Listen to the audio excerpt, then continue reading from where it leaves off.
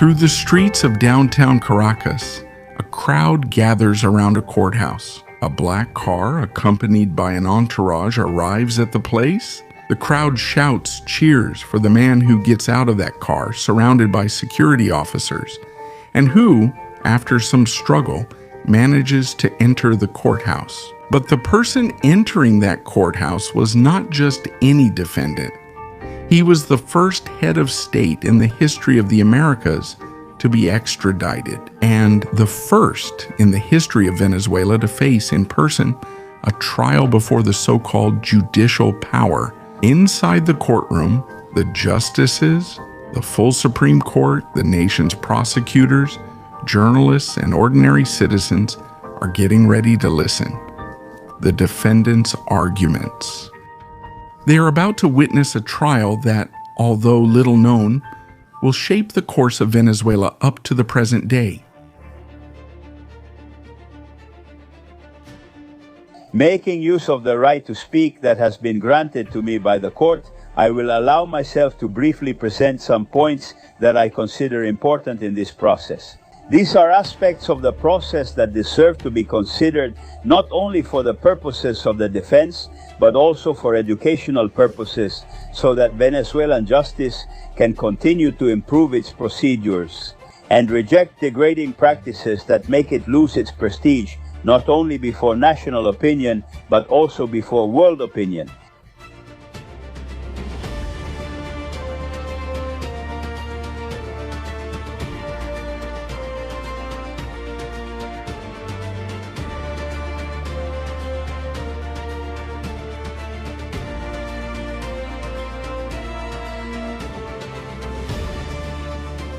This is Reynaldo Carrillo Vilches. Welcome to the New Encyclopedia. And I especially invite you to share this video with everyone interested in the history of Venezuela and the history of America. And I also invite you to like the video, leave your comments, and activate the notification bell so you keep receiving them. Unreleased documentaries made with a lot of sacrifice and dedication, like the one you are about to watch.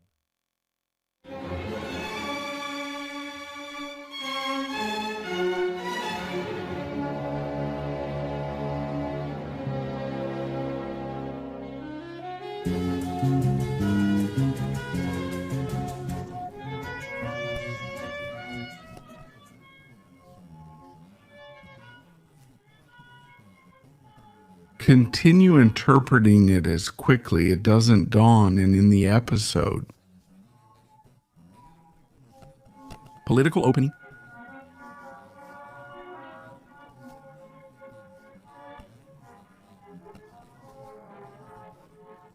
Along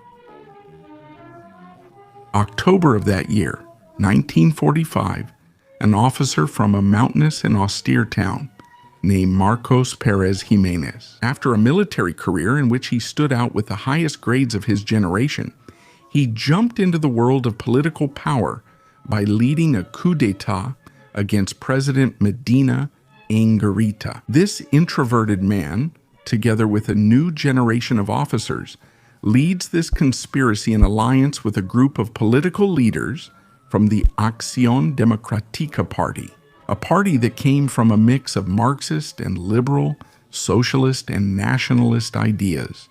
With the support, in addition, of prominent actors from the United States who influenced Venezuelan politics, those who carry out the coup appoint, as the new provisional president of the republic, a leader raised in the middle class of Guatire, a former law student with great eloquence and cunning, well known as Romulo Betancourt. However, what seemed like the dawn of a new order for the nation soon turns into a whirlwind of conflicts. The political base of the new government resided in democratic action. The great promise was to establish direct voting to elect the president and a new regime of broad civil liberties for the population. However, in the name of this freedom and democracy, the government of the so-called Adeco Triennium establishes anti-corruption courts, which quickly become courts that persecute, imprison, or force people into exile. Dissidents and former members of the Medina Angarita government face renewed acts of press censorship. Centers of torture for dissidents are established in the country, and democratic action operates in a parastate manner. He organizes armed groups that harass rival parties. These are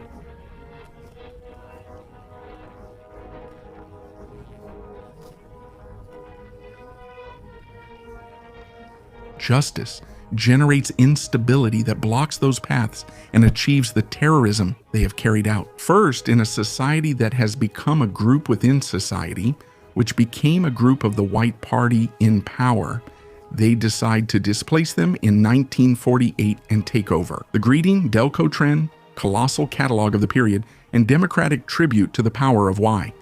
With a coup, they left without a single shot being fired. A new military government junta is established, presided over by Carlos Delgado Chalbo, an engineer assimilated into the military who was a close friend of Pérez Jiménez, who in turn went from being the chief of staff to consolidating himself as the Minister of Defense in Venezuela.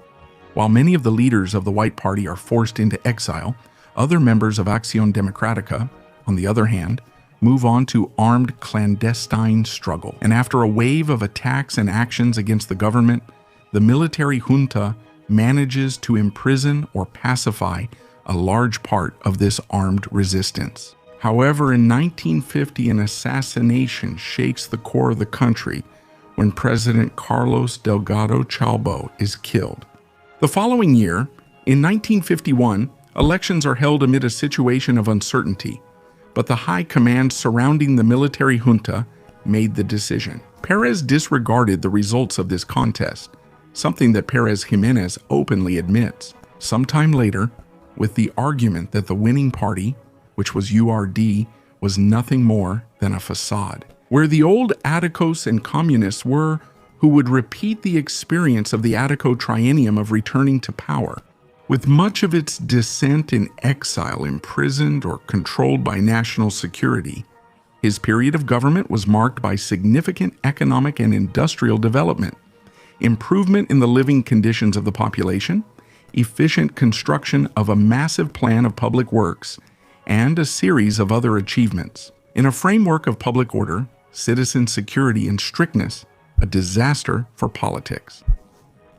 But President Chalbo, in the end, a great enemy of politics, became an enemy. He dies. Part of it was imprisonment. From a great republic, Chalbo, it becomes a great disaster. In a great republic, Chalbo, he becomes a disaster for the republic, a great disaster for the republic. Delgado Chalbo, disaster. Carlos Chalbo. He turned to conspiring to take power. In the words of Pérez Jiménez later on, his nationalism was not convenient for the United States. Venezuela was becoming a very influential country in the region. Not only was there growing industrialization and an economic management that did not favor United States commercial interests, but Venezuela was also becoming a direct lender to other Latin American countries and a leader in a proposal to create a large Pan-American fund for truly productive projects in the region, something the United States tried to block the oil market for Venezuela. Pérez Jiménez responded that Venezuela would cut off the supply of iron to the north if they did. When the United States refused to sell Venezuela the warships it needed, Venezuela went to look for them in Europe. Other episodes of this kind would have caused displeasure in the power. So the United States State Department silently sponsors the Venezuelan opposition and organizes its exiles in the United States, whose main representative was Romulo Betancourt, who, in addition to having a well-earned reputation as a mass leader in Venezuela, had already established very good connections with prominent members of United States politics and big business since the 1940s, such as his friendship with the Pérez Jiménez government. Since he took office as president in 1952, he gradually neglected control over the armed forces, and faced with active external and internal conspiracies and new military uprisings that occur, he decides to abandon power. In Venezuela, a new military government junta was established under the presidency of Wolfgang Larrazábal. Pérez Jiménez came to power with a coup, and with a coup he left the presidency.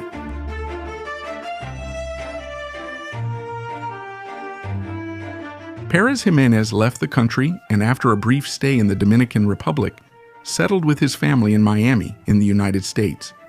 Meanwhile, in Venezuela, a reaction against him broke out. President Wolfgang Larrazabal issued a decree ordering the confiscation of all assets belonging to the former officials of the dictatorship, and he places the responsibility for all suspicions of corruption on Pérez Jiménez. The assets of his relatives are also confiscated, including, for example, the house of Pérez Jiménez's wife, which she had bought from her father long before the two got married, or even before they knew each other. Leaders of the parties who were returning to the scene, like Betancourt and Larrazabal himself, publicly shared the idea that Pérez Jiménez should be extradited to face trial in Venezuela. This is something that Democratic Action turns into a matter of honor in its political campaign in 1958. But Larrazabal, afraid of provoking a reaction like the one during the Democratic triennium, decides to delegate the request for extradition to the candidate who would be elected in the presidential elections that were about to be held that year. Now, obtaining the extradition posed a multiple challenge for the new Venezuelan ruling class, which was determined to consolidate its power and neutralize any real dissent. According to the extradition treaty in force at that time between Venezuela and the United States, a Venezuelan citizen could only be extradited if his guilt in a common crime was proven. If the charges were classified as political crimes, the United States did not have the right to hand over the accused. On the other hand, the leaders of the Acción Democrática government believed that the justice system in the United States also operated, to a greater or lesser extent, under political, personal, and arbitrary interests, which will be proven by the events to come. And there was a man in Venezuela who had the connections, the courage, and enough oil money to delve into the tangles of real American power and fight for the extradition. We're talking about Romulo Betancourt, who was elected as none other than the President of the Republic in December 1958. Once Betancourt and the new administration took office, he personally instructs the Attorney General of the nation, that is, the state's lawyer, at that time Dr. Ruggeri Parra, who builds the case against Pérez Jiménez. Although Ruggeri Parra concludes that there was not enough evidence to order the arrest of Pérez Jiménez, much less his extradition, Betancourt insists, convinced that it would indeed be achieved. This is when a series of controversial procedures begins, which will be revealed throughout the trial and will mark a new political era in Venezuela. The case file built by the Venezuelan state accuses Pérez Jiménez mainly of two crimes, one of them being embezzlement. On one hand, embezzlement is the theft of public funds by someone who finances through different mechanisms. Clearly defined in the Penal Code, on the other hand, he is accused of the murder of 4 people and attempted murder. The case file was based on a series of documents, euphemisms, proof of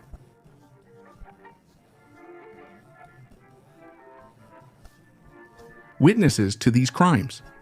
In the formation of this case file, in 1959, the Attorney General of the nation would have assumed functions that correspond to those of a judge in a court. And does that document state who were the intermediaries of Pérez Jiménez for his illegal businesses? That is, what we now know as frontmen, these alleged frontmen, established without any trial, also had their assets confiscated in the country and were denied any right to a defense. The file from the prosecutor and the attorneys will be denounced by Pérez Jiménez and his lawyers when they review it in the coming months. Was it done in an improvised way, just winging it?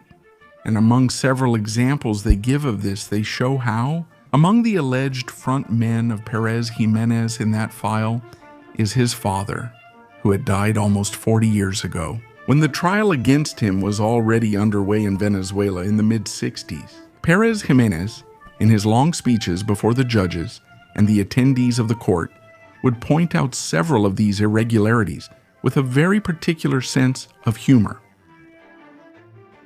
And faced with this unusual event that is somewhere between the ridiculous and the grotesque, I have no choice but to present 2 hypotheses. First hypothesis, or The Attorney General of the nation considered that the one speaking to you was born with the clear sign of becoming President of the Republic. And since I was a child, I started doing illegal business with my father in preparation for my future official position. Or the second hypothesis, the prosecutor discovered that when I was serving as president, I had business dealings beyond material limits. And did the prosecutor think that maybe I was illegally trading with souls from the afterlife, promising them resurrections? And I used my late father as an agent for these business activities.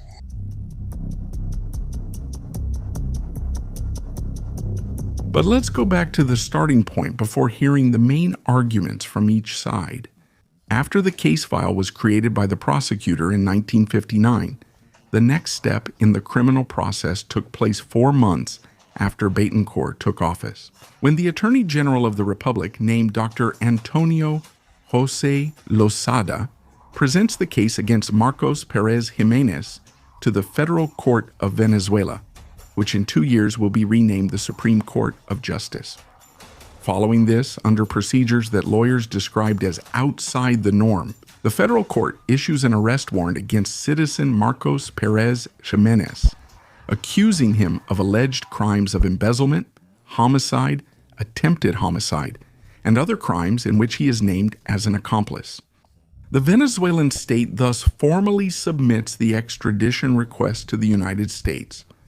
In this way, a political and legal battle of historic and international proportions began in North America, with the president of the North American nation at that time being the Republican Dwight Eisenhower. A few hours after the extradition request was formalized, Pérez Jiménez was arrested in August 1959 by United States authorities. But he manages to get out by posting a $25,000 bail with the order not to leave Miami. While the legal battle was still ongoing, he was warned that the Americans would hand him over if he didn't escape from that country.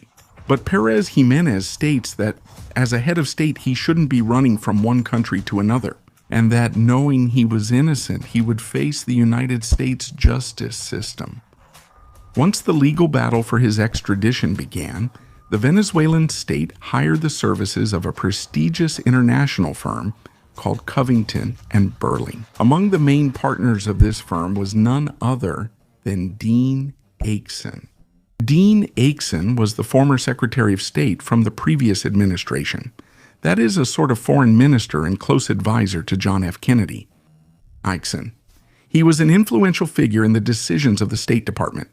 And also, in the 1950s, he was a crucial ally of the Venezuelan exiles from the Pérez Jiménez dictatorship, having a close relationship with Rómulo Betancourt.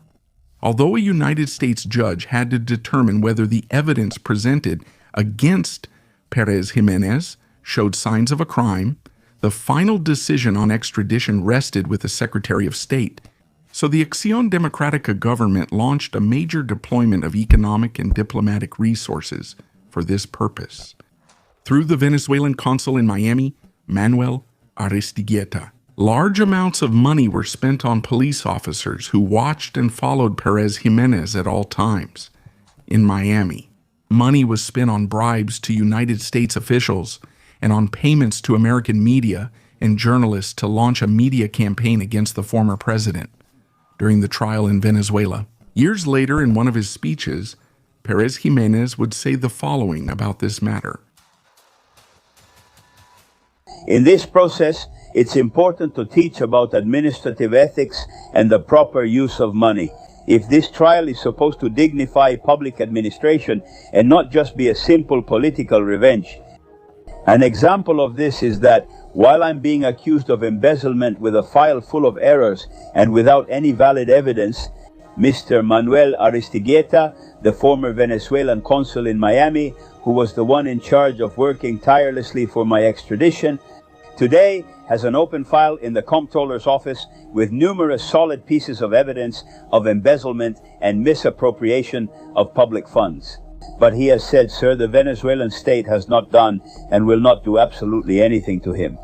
since the Democratic Action Government would be the first to be harmed if all the illegalities committed by that gentleman were to become known. This contrasts with high officials of the Pérez Jiménez dictatorship who were denounced and prosecuted for corruption, something never seen until now in this democracy. Before the United States courts, the Venezuelan parties face off, and immediately the irregularities and United States biases begin to show. The judge who was initially supposed to handle the case, named Emmett Choate, had stated that he would immediately dismiss the extradition case, considering it an obvious political matter. However, after this statement, this judge was removed and the case was assigned to another judge named William Matz. An example that shows Judge Matez's conduct is that the Venezuelan government had 60 days to present the evidence for the charges against Pérez Jiménez. However, Judge Matez allowed this period to be extended, then extended again, and extended yet again until 10 months had passed, so that all the evidence could be presented, and after the state finally filed all the charges that were granted. In June 1960, Judge Matez set a short period for Pérez Jiménez's lawyer to present his defense. As we mentioned in the very lengthy file submitted by the prosecutor's office, he is accused of embezzlement, illicit enrichment, and the murder of 4 Venezuelans. The document states that Pérez Jiménez had increased his assets to 80 million bolivars. To calculate this fortune, all the assets and businesses were added up, not only those of Pérez Jiménez, but also those of his alleged frontmen.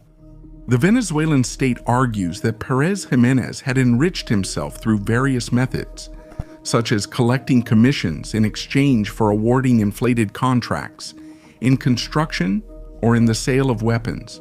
On the other hand, although Pérez Jiménez is still accused today of being responsible for hundreds of murders, the Tancur government was only able to formally charge him with 4 homicides. For his part, the arguments of Pérez Jiménez's defense against the accusations are numerous, and we will present them throughout this story. But the main argument was that the case file did not contain a single valid piece of evidence for the financial crimes he was accused of, and much less did it present valid evidence for the 4 homicides he was charged with. Furthermore, there was also no clear fact presented that would define the crime of embezzlement, nor how the alleged illicit enrichment would have been achieved. According to the defense, under the 1953 Constitution, the president did not directly manage the state's resources, but rather the ministers did, through procedures in which other agencies were also involved. And since embezzlement, by definition, only occurs when the official directly manages public funds, they argued that it was mechanically impossible for the president to be guilty of this crime. In line with this, the file did not establish how the other agencies responsible for public administration would have been involved in the commission of these alleged crimes. For example, in these supposed fraudulent purchases at inflated prices, it is not explained where a minister was involved, where the comptroller was involved, and where the other actors in the process are, while at the same time, these officials were not summoned to ask them if they had received instructions to deviate from the procedure. The prosecutor's thesis was that the large increase in Pérez Jiménez's assets was not justified by his salary or his earnings, so it must have been the result of illicit business. During his trial in Venezuela years later, Pérez Jiménez and his defense denounced this as a new legal theory without foundation. The prosecutors want the court to accept the theory that since I have money, that money must necessarily be ill-gotten. They don't even present a single fact that constitutes the crime of embezzlement, much less provide valid evidence. If this new revolutionary theory were accepted, every person who has held a public office and has money should be prosecuted for embezzlement. Another of the prosecutor's far-fetched theories is that even when there is no evidence of the act, some supposed indications should be considered as proof, thus contradicting the law that clearly establishes the procedure for something to be considered full evidence of a crime. I don't know if there could be a court in our country that would be convinced by these kinds of novel legal theories. The defense of Pérez Jiménez claims that the lengthy file was not only full of alleged inconsistencies, but also reflected a very low professional level of the prosecutors. One of the several examples of this is given by Pérez Jiménez during the public trial in Venezuela, by pointing out what he described as an arithmetic absurdity and an offense to the justices of the court, since the file provided a precise total amount of the money supposedly stolen by Pérez Jiménez, including the exact cents. But when the file was broken down, how was that precise total amount of money obtained? Several of the individual itemized amounts were approximate amounts or imprecise numbers, a mathematical inconsistency that he doesn't hesitate to let everyone at the trial know about in his own way. Since, in my understanding, it's mathematically impossible to reach a precise total amount by adding up imprecise figures. Should I conclude that the prosecutors of the Republic need to go back to elementary school because they lack the most basic knowledge of arithmetic? Or rather, should I conclude that they have discovered a new revolutionary mathematical theory? If the latter is proven, I will be the first to bow respectfully before those who may possibly be candidates for a Nobel Prize in mathematics. After some time with Judge Mates, in September 1960, this presiding judge is suddenly removed, which causes a new halt in the trial. According to those involved, this was because the United States authorities, in collusion with the private firm representing the Venezuelan state, feared that if the extradition was approved, President Eisenhower's administration might overturn the case due to its inevitable implications. So, with the case suspended, it would resume when either of the two presidential candidates, Richard Nixon or John F. Kennedy, took office. This electoral contest would produce a result that would be decisive for the life of Pérez Jiménez.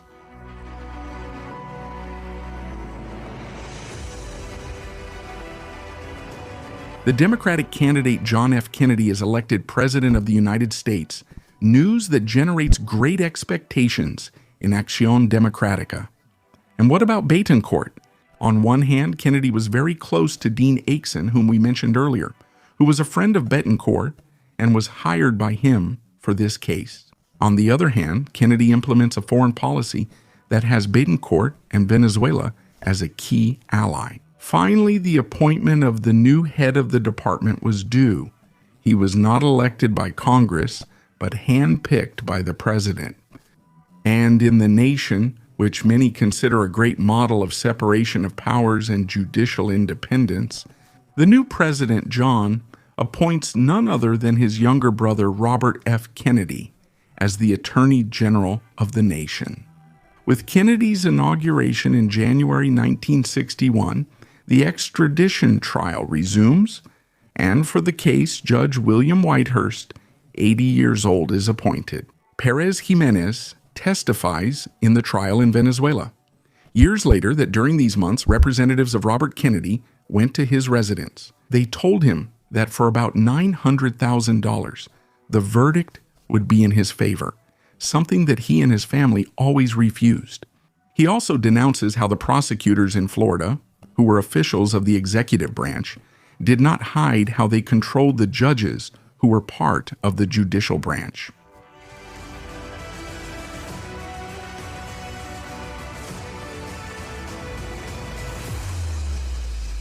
Until finally, the day of the verdict arrives. Judge William Whitehurst, who suffered from deafness, arteriosclerosis, and other physical problems, openly admitted that he had not read the case file because of its great length, and that he would base his decision on listening to the arguments of the parties.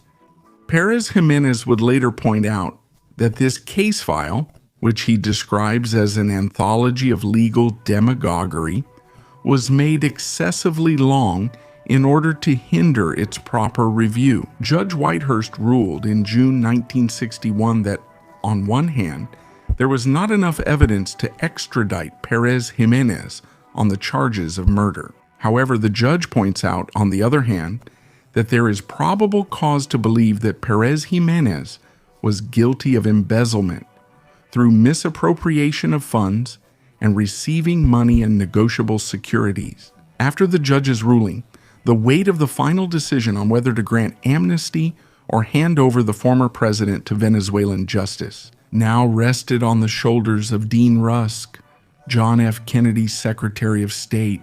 In these days of uncertainty, the Mexican general Izaguirre, a friend of Pérez Jiménez, buys a ranch bordering the United States in Mexican Texas and offers Pérez Jiménez to escape to Mexico through it. But he declines the generous offer. The truth is that after the ruling of the American judge, his lawyers file several appeals to avoid extradition, and to continue handling the case, they change the judge again, now assigning Judge Mac Ray, who, following the orders of Robert Kennedy, rules to send Pérez Jiménez to the county jail while he was waiting for the decision of the Secretary of State.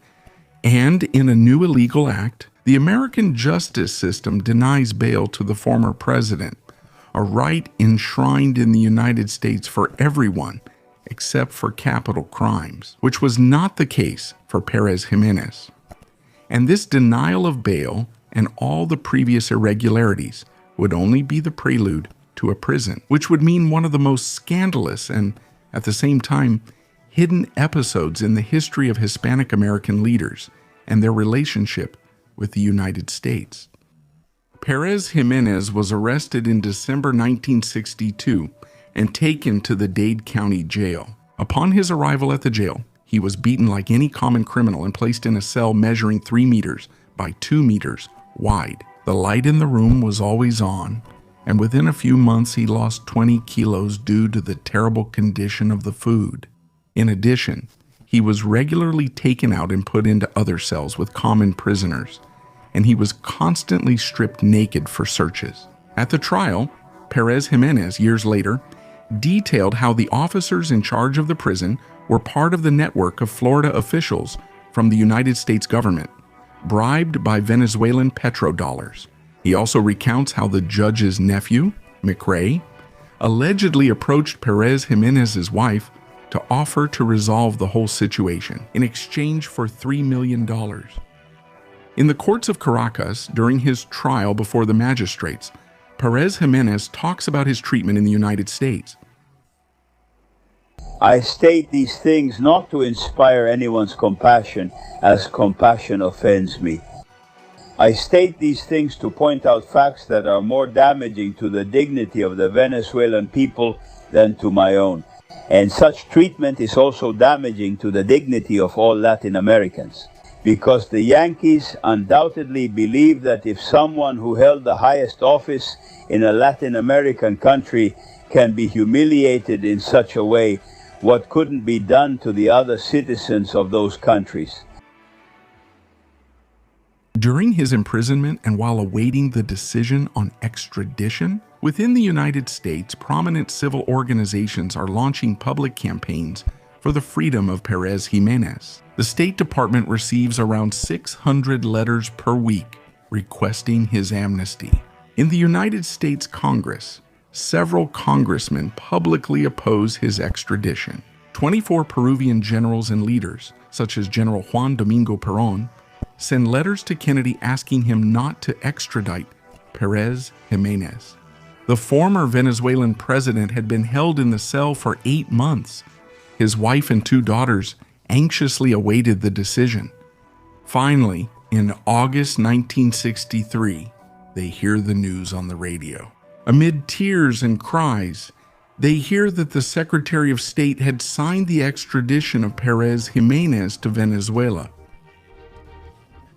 Extradition. It emphasized the condition that he would only be tried for the crime specified in the judge's ruling. That is, the crime of embezzlement. As established in the legal treaty, he could not be tried for political crimes or for any others different from those in the judge's ruling document. A thin, haggard, and demoralized Pérez Jiménez is taken out of the cell and escorted by federal agents to the plane that would take him back to Venezuela.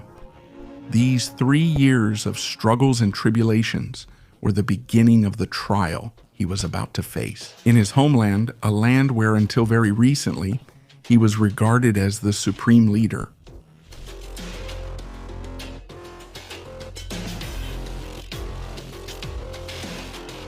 When the extradition was signed in 1963, only 5 years had passed since the fall of Pérez Jiménez, and yet Venezuela has gone through many changes during his absence.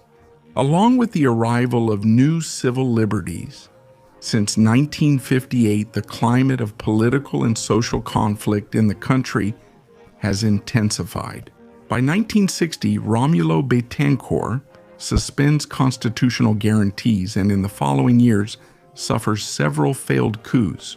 At the same time, a growing scene of violence develops between the state and dissident and guerrilla groups. Added to this are economic problems such as rising unemployment and the devaluation of the bolivar. By August 1963, Rómulo Betancourt is about to finish his constitutional presidency, and the elections are just around the corner. Upon his arrival, Pérez Jiménez is the news of the moment. The press and statements from Democratic Action leaders are hostile toward him. In turn, a resolution from the Bar Association of the Federal District had previously prohibited registered lawyers from representing any former member of the national security. There were many doubts about the impartiality of the process that the former president was about to face. Upon arrival, Pérez Jiménez is transferred to the San Juan de los Moros prison, where he remains incarcerated in better conditions than in the United States. It should be added that Pérez Jiménez's lawyer believed that from the very beginning, the arrest warrant issued by the federal court, without there having been a trial or sentence yet, was illegal and incompatible with the Venezuelan legal system. The body that will try Pérez Jiménez in Venezuela will be the Supreme Court of Justice, formerly known as the Federal Court. For his defense before the court, Pérez Jiménez chooses the firm of Rafael Naranjo Hosti, and on the other hand, the Attorney General of the nation, Antonio José Lozada, and the Public Prosecutor's Office will lead the prosecution, representing the Venezuelan state in the trial. That Supreme Court had 3 chambers with a total of 15 justices who were chosen by the Congress of the Republic, which at that time had an Acción Democrática majority. Since the accused was a former president, the 3 chambers had to meet together to hear the case, and a majority among the 15 justices was required to issue a verdict. Pérez Jiménez and his supporters were convinced that, in addition to the legal arguments that were fundamental and part of the dispute, the underlying issue in this conflict was a political one. And for that reason, Pérez Jiménez had to approach the trial not only with legal arguments, but above all with political arguments and a media strategy, not only refuting the prosecution, but also defending his record in government.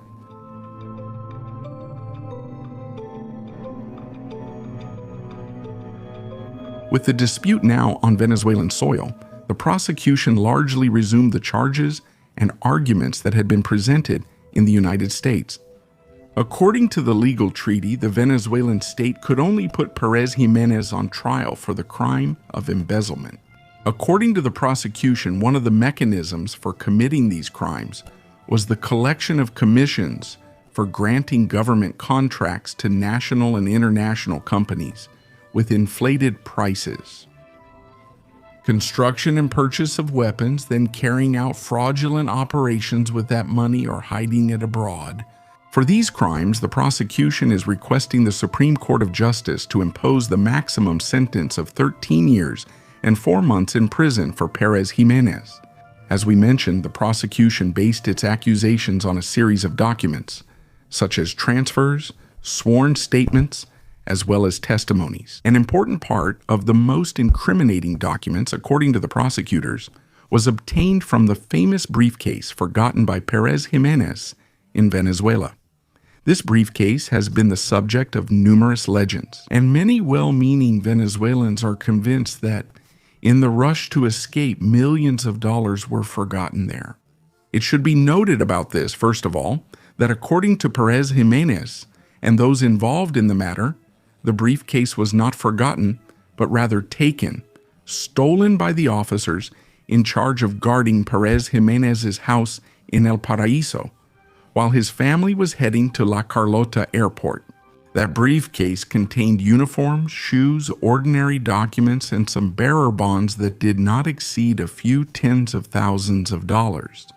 Several of those bonds were stolen and distributed among the officers until the briefcase was sent to high officials of the new provisional government, who, according to testimonies from high-ranking army officials, finished looting what was left of the bearer bonds that were inside the briefcase. And according to Pérez Jiménez, these officials from the new government filled the briefcase with unrelated and forged documents that had never belonged to him. Going back to the months before the trial, in Venezuela, for his part, Pérez Jiménez gives what is called the preliminary statement, which goes on for months. There he argues that the politicization of the Venezuelan judicial system nullified the validity of the trial, and he claims that the Venezuelan state had spent several $1 million to extradite him, furthermore tarnishing national sovereignty, since in the end, it was all an agreement between Acción Democrática and the State Department, in which Venezuela had to give up numerous concessions in exchange for the United States' favor of extraditing him. According to the accused, these considerable expenses for his extradition, or at least part of them, can be reviewed in official publications in the United States. In that statement, Pérez Jiménez also presents a lengthy document with all the reasons for his alleged innocence and the numerous legal irregularities that have been exposed. The style that the Attorney General uses in his report seems inspired by the style well known to Venezuelans, which a frustrated law student made fashionable in our country. This frustrated law student went so far as to claim in several political speeches that the crimes I was accused of were more than proven. In the same way, the prosecutor's legal monstrosity is, in legal terms, inversely proportional. Despite its length, it is full of qualifiers and adjectives that are meant to substitute for proof and evidence. It seems that this report is intended to make an impact on people who know nothing about the universal principles of law. During these months before the trial, Raúl Leoni from the ruling party was elected as the new president of Venezuela. Shortly after, the Congress of the Republic, with a Democratic Action majority, was responsible for choosing the new magistrates and judges of the Supreme Court. But it was not just any election, since the parliamentarians knew that those selected would be the ones to deliver the verdict in the Pérez Jiménez case. Once the candidates for judges were presented, complaints began to arise that very few of them were not linked to some political faction. This selection of magistrates delayed the official start of the trial for 6 months. Several judges, in an act of honesty, declared themselves unable to handle the case due to their partisan ties. It wasn't until December 1964, when Pérez Jiménez had already been in prison for more than a year. While awaiting trial, the Supreme Court completed the list of 15 judges. Finally, Pérez Jiménez and his lawyers were summoned for the first session of the trial. On May 4, 1965, on a rather hot day, the man who had walked through downtown Caracas many times as the highest head of state now arrived at the same place but as a prisoner subjected to justice. Even so, he was received by hundreds of people who shouted his name in support inside the courtroom. He is received with smiles and hugs on one side, and on the other, with hostile looks and insults from a lady journalist. Thus began a unique judicial process in American history, which would extend over the next 4 years amid debates and delays.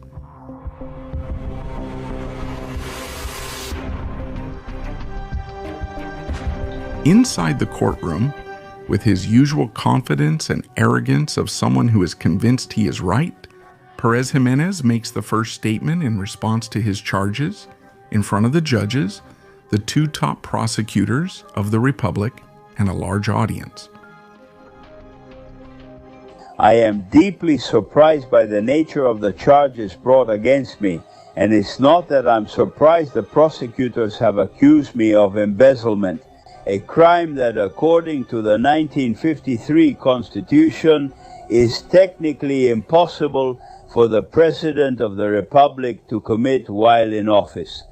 What truly surprises me is that, considering the irresponsibility and the poor legal quality of the charges presented, which follow political directives, the prosecutors haven't accused me of every crime contained in the Penal Code. And what surprises me the most is that they haven't requested the maximum sentence of 30 years for me, or that even jumping over legal barriers, the prosecutors haven't requested the death penalty for me, or at least life imprisonment. Immediately, both in this session of the trial and in the following ones, Pérez Jiménez proceeds to expose the numerous inconsistencies and irregularities of the charges presented, which in his opinion showed not only that it was all a matter of personal and political revenge, but also the low professional quality of the prosecutors. Pérez Jiménez reiterates that neither in the documents nor in the statements of the prosecutor's extensive file does a single act appear that, under the Venezuelan Penal Code, constitutes a crime classified as embezzlement, and that neither for that crime nor for the other accusations was there a single piece of evidence. Valledera also points out the unusual inclusion of his father, who died 40 years ago as a frontman. He points out the arithmetic absurdity of having reached an exact total figure of the stolen money, using different inexact and approximate numbers.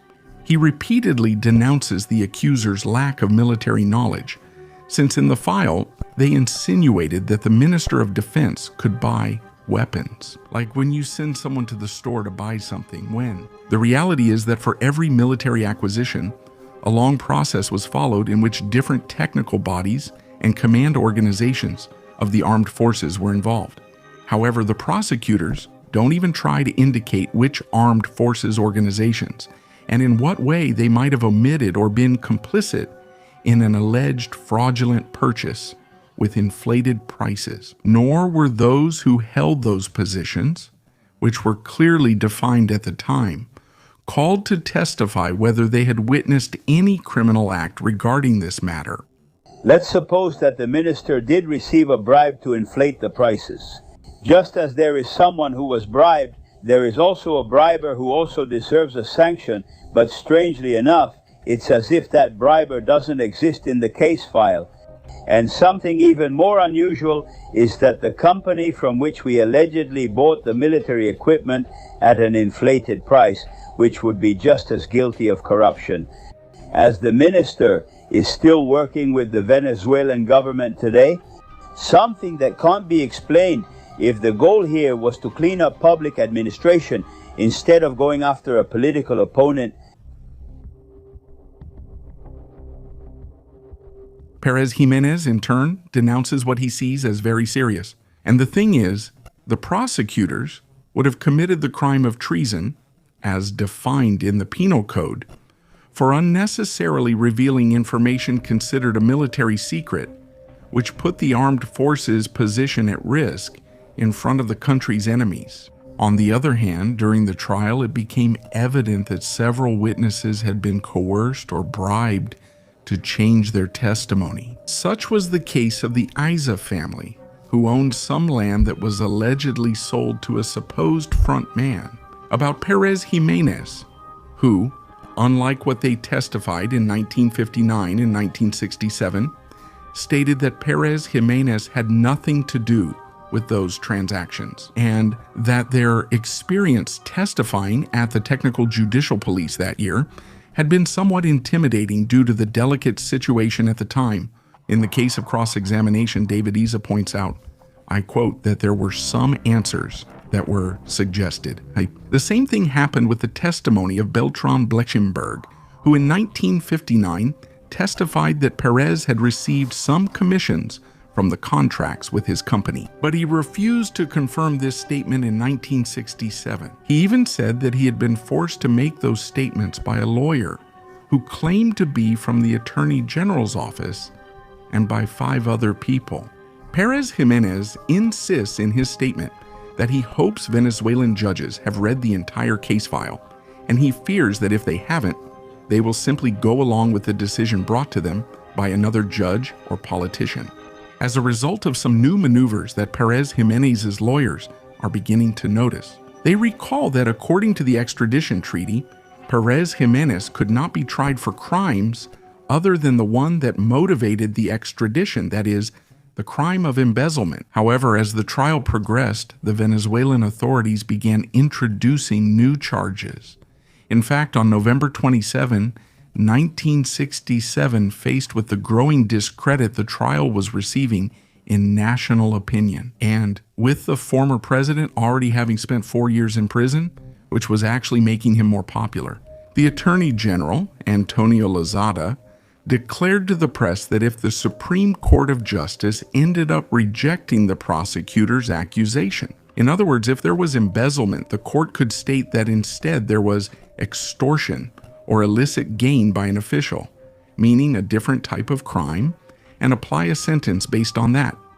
The crime, called illicit gain by an official, which is different from embezzlement, is committed when an official receives an extraordinary or irregular payment for some aspect of performing their duties, such as advantages in commercial contracts or influence peddling.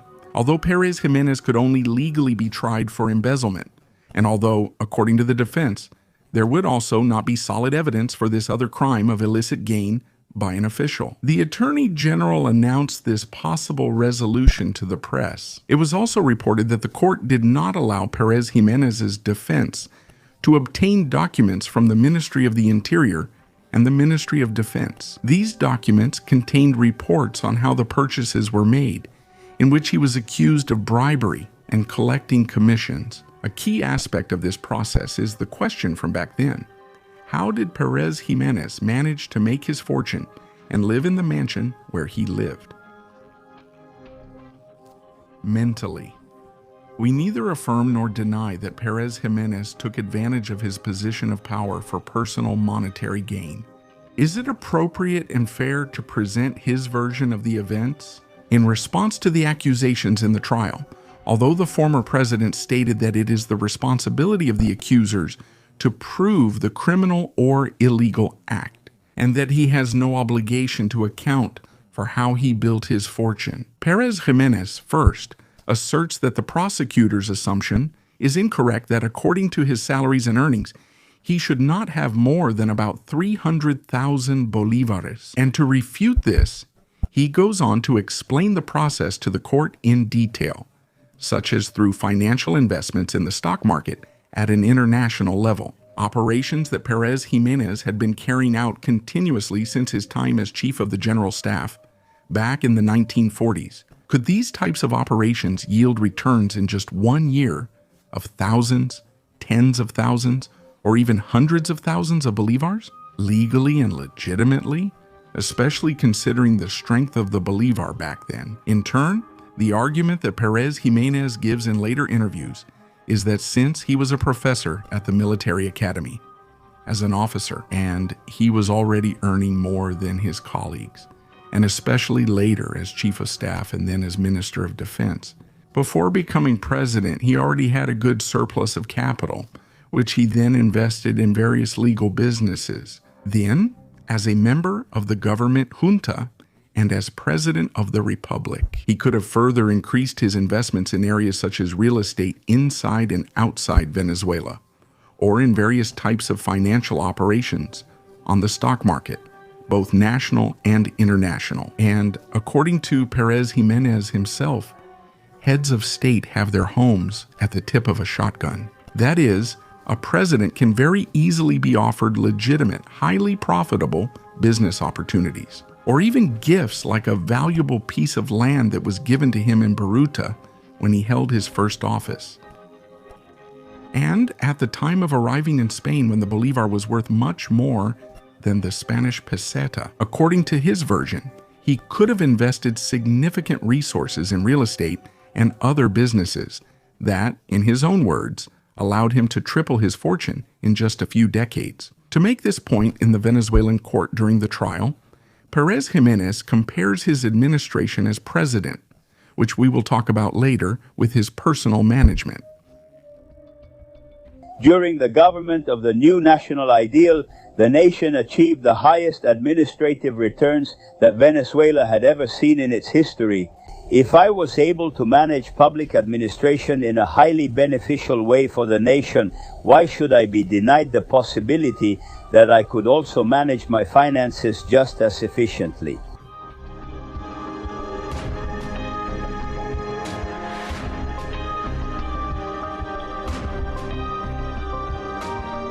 Now then, everything stated above summarizes several of the main legal arguments, but, as we mentioned, both in the first and in the following sessions of the trial, Pérez Jiménez intends not only to refute the charges, but, aware of the political background, he is dedicated to defending his government's work, as well as contrasting it with the years that followed. According to him, it is evident that since 1958, there has been an alarming deterioration of morals in public administration and an increase in corruption in the state. And I'm not the one saying this, since I have a vested interest in this trial, but rather numerous press organizations that report daily on serious embezzlement of the public treasury during the democracy. The head of state has the obligation to ensure that public money is translated into the greatest number of works for the collective good, as well as the proper functioning of services. The most astonishing thing is that during the tenure of the current Attorney General, these administrative immoralities have proliferated the most. At this moment, with these words, an incident occurs in the chamber where the prosecutor loses his composure. With violent gestures, he starts banging on the table and protesting, interrupting the person who had the right to speak, even putting himself in a physically aggressive position toward Pérez Jiménez. This caused such an uproar that the president of the court was forced to call a recess in the session. And in a very similar episode, during a session of the trial, the prosecutor burst into a political tirade against the accused, which later ended up undermining his credibility in front of public opinion and some of the magistrates. Session resumed. After this incident, Pérez Jiménez, being accused of corruption, proceeds to contrast the administrative reality of his period with the period of government of those who are judging him. He gives the example of the El Pulpo interchange in Caracas, a project that was put out to tender under his government for a cost of 52 million bolivars. However, the new Acción Democrática government ended up building that project for 108 million bolivars. So, in the words of the accused, about 56 million bolivars disappeared democratically. Another case is the bridge over Lake Maracaibo, which was put out to tender under the government of Pérez Jiménez for 290 million bolivars. However, when it was democracy's turn to build it, they constructed a lower, narrower bridge without guardrails, without the railway line, and of lower quality. But they paid 360 million bolivars, with 70 million bolivars disappearing. And on top of that, for a project of lesser magnitude. According to calculations made with official figures by the defendant's defense, in the last 9 years of democratic government, 80 billion bolivars were spent. However, only a portion of that is reflected in tangible projects, in payments to officials, and in government expenses during that period. 60 billion, consequently, without knowing the exact destination of approximately 20 billion, continues Pérez Jiménez in court in front of judges and the public in his attempt to show the alleged hypocrisy of that trial. From January 23 1958 until 1965, argues the defendant, that the governments, which became democratic governments, spent 51 billion bolivars and left from that only about 5 billion in tangible works for the common good. That is to say, only 10% of what was spent during this period by the democratic governments was invested in the community. Meanwhile, between 1948 and 1958, under the new national ideal, 25 billion bolivars were spent. Tangible works for the community were left behind, valued at 9 billion. That is, 40% of what was spent under the governments of the new national ideal would have been invested in works for the community. In contrast with the 10% under democracy, therefore, and Pérez Jiménez says in the room that this is no small matter. With half the money of the so-called democracy, the new national ideal built twice as much as it did. And not just concrete, but infrastructure for industry, agriculture, and general production. In public housing and hospitals and vacation colonies and union houses for the workers. In the steel and petrochemical industries, in electrification and irrigation projects like those in Caroni de Huarico, in basic services for the entire population. And all of this, adds Pérez Jiménez, in an atmosphere of civic peace, different from the violent decade of the 60s, and without the need to go into debt at the levels that the Acción Democrática governments were already doing.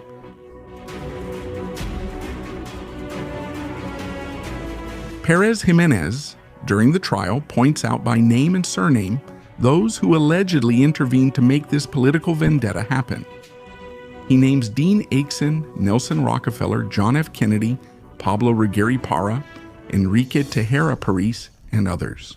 But as the two main figures behind this vendetta, he accuses Romulo Betancourt and Robert F. Kennedy of the first one. He says in his speech in the room that at first, he was a communist who, over time, had no qualms about switching sides and giving himself over to the United States to become their loyal servant at the cost of selling out Venezuelan sovereignty. And about Robert Kennedy, on his part, in this part of the trial, Pérez Jiménez tells how the Kennedy family became millionaires through mafia and illegal businesses in the United States. He also said that, according to Pérez Jiménez, he already looked unfavorably on a nationalist government in Venezuela with its own personality, and that it was advancing in a development process that made it less and less dependent on the Americans. As the trial progressed, public figures like Arturo Slarpietri, although he always opposed Pérez Jiménez, proposed that several detainees, including the former president, receive a political amnesty, and his parliamentary group protested about this in Congress.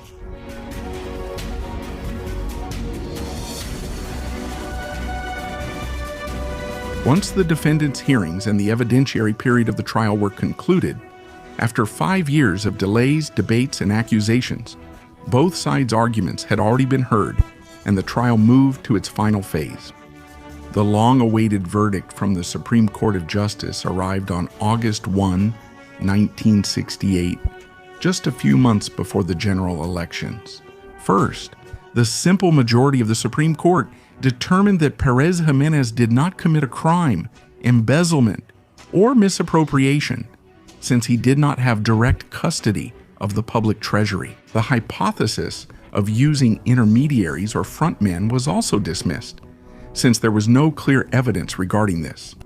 And, in general terms, the numerous errors, the Supreme Court trial, the general elections, and thirdly, the simple majority of the Supreme Court. A few months before the elections, the Supreme Court of Justice declared Pérez Jiménez acquitted of the crime of embezzlement. However, through a maneuver that the defendant's defense considered to be a violation of the extradition treaty, since he could only be tried for embezzlement. And based on legal arguments that they considered to lack valid evidence, 8 out of the 15 judges of the Supreme Court found Pérez Jiménez guilty of the so-called crime of continuous profit from public office, also known as official profit.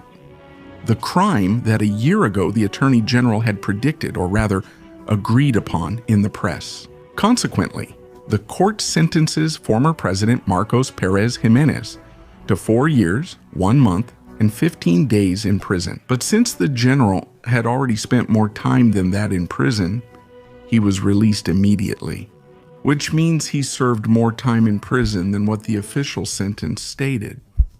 Some of the former president's legal experts pointed out that he was found guilty of this crime only to justify the 5 years he had already spent in prison awaiting a sentence. Another 5 justices of the Supreme Court believed that, although Pérez Jiménez could not be held responsible for the acts of corruption committed by other officials, it was necessary to change the law and sentence him to 15 years and 8 months in order to set a precedent for accountability. But this idea never succeeded. On the other hand, the remaining 2 judges believed that Pérez Jiménez should be released without any conviction.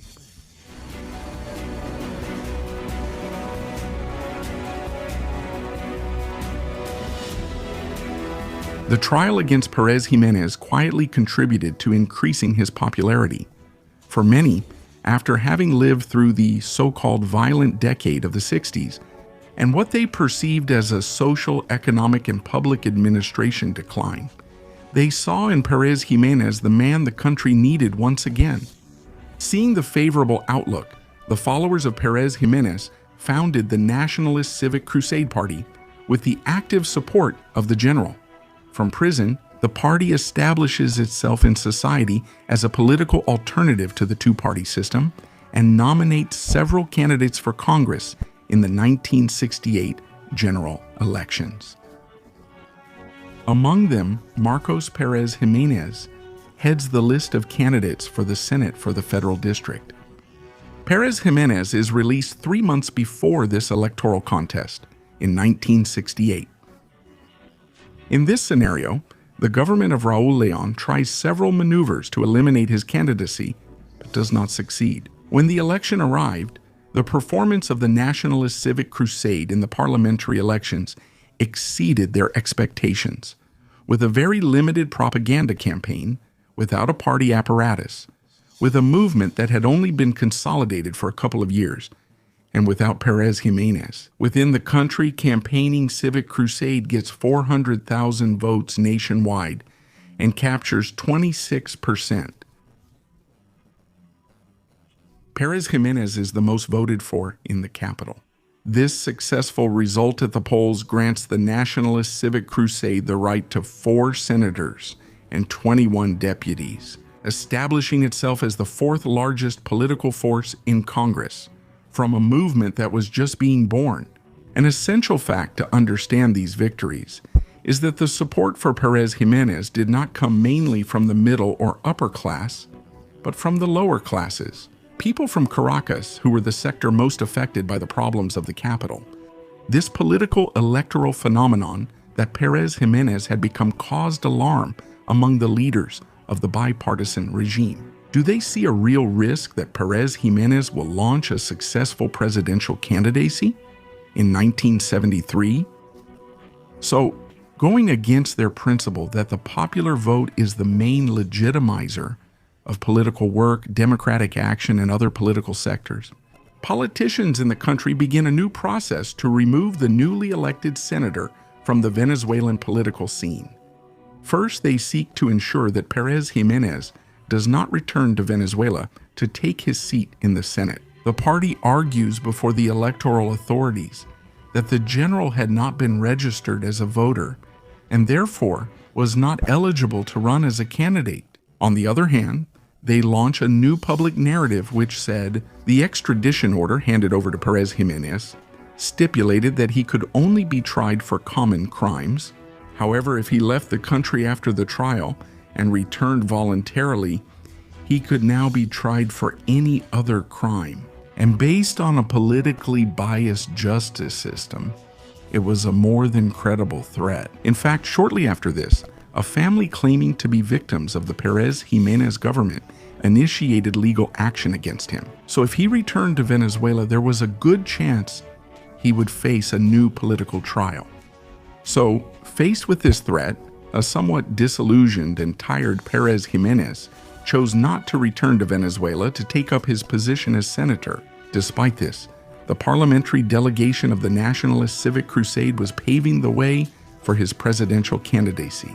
Pérez Jiménez returned to Venezuela in 1972, not to take his seat in Congress, but to register as a presidential candidate in the 1973 general elections.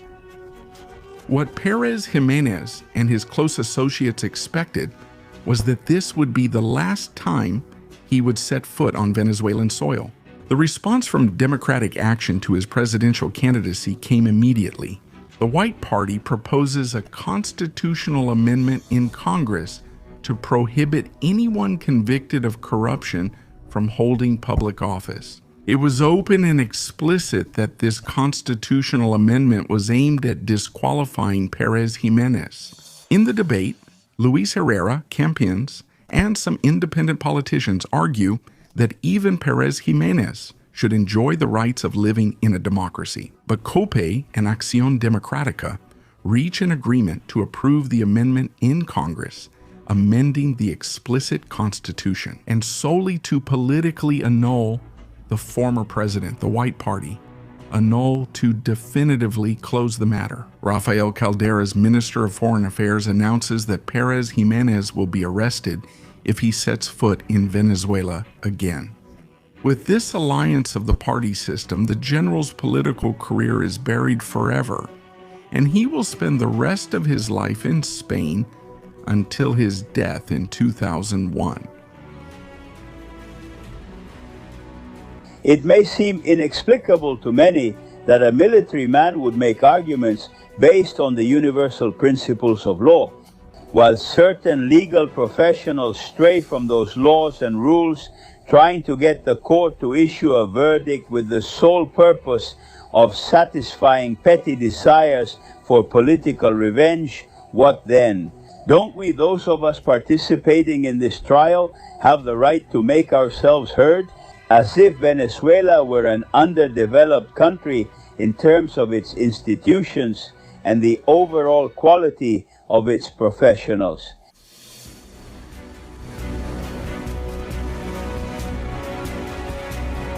The trial of an extradited former president is just one process within a larger story.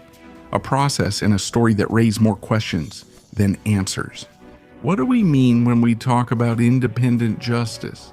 How far does it go? Are our most deeply held political beliefs, like the holy separation of powers, nothing more than the reflection of a great illusion? At what level? Do the so-called democracies of the world, the official cult of all states, amount to a great performance? A possible fiction covered by a carefully crafted media veil. These questions take the reflection to a new level, which is impossible to reach without pursuing it. First of all, an elementary, accurate, truthful knowledge of those stories that have been altered over time. Not in vain, altered or hidden, the challenge has tried to remain. Story of a deposed head of state who, being able to easily escape that justice, an independent man, knowing that revenge was lurking, chose to face his fate, or was he caught up in the drama?